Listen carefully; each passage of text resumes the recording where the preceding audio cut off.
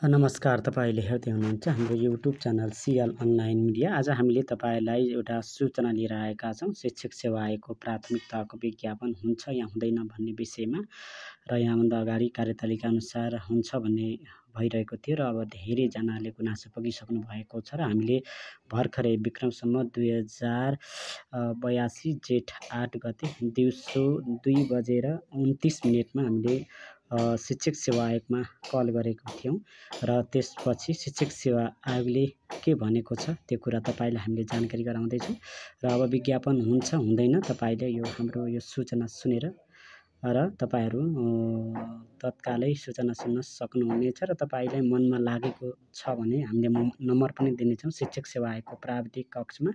त्यहाँ चाहिँ तपाईले बिहान 10 बजेदेखि दिउँसो 2 बजेसम्म दिउँसो 3 बजेसम्म फोन गरेर बुझ्न पनि सक्नुहुनेछ र हामी तपाईलाई भन्न गइरहेका छौँ शिक्षक सेवा आयोगले यस वर्षको प्राथमिक तहको विज्ञापन खोल्ने नखोल्ने अन्योलमा परेको छ। शिक्षक सेवा आयोगले यस वर्ष शिक्षा विज्ञान तथा शिक्षा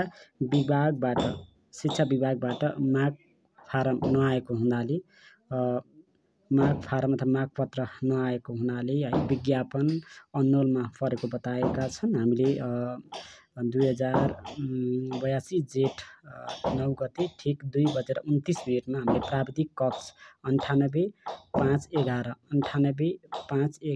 032 हामीले कल गरेका थियौँ शिक्षक सेवा आयोगको। त्यहाँ चाहिँ शिक्षा विभागले मागपत्र नपठाएको हुनाले खुल्ने नखुल्ने हामीलाई जानकारी छैन। माग नपठाएको हुनाले तपाईले शिक्षक विभागमा कल गरेर एकचोटि जानकारी लिनुहोला भन्ने कुरा आएको छ र तपाईहरूले अब प्राविधिक कक्षलाई पुनः सोध्न चाहनुहुन्छ भने शिक्षक सेवा आयोगको प्राविधिक कक्षमा 98 511 032 मा तपाईहरू कल गरेर सोध्न सक्नुहुनेछ। प्राविधिक शिक्षक सेवा आयोगको प्राविधिक कक्ष 98 511 032 मा र यस वर्ष भने शिक्षा विभागले अब नपठाएसम्म मागपत्र नपठाएसम्म विज्ञापन नहुने छाटकाट देखिएको छ। जति पनि तपाईहरू अनलाइन कक्षा लिन चाहनु भएको छ लिइरहनु भएको छ अथवा प्राविको लिन्छु भन्ने हुनुहुन्छ भने केही स्टप गरेर विज्ञापन भए मात्रै तपाईहरू चाहिँ अनलाइन इन्स्टिट्युटमा पढ्नुहोला साथीहरू भन्न चाहन्छु। हवस् त, नमस्कार।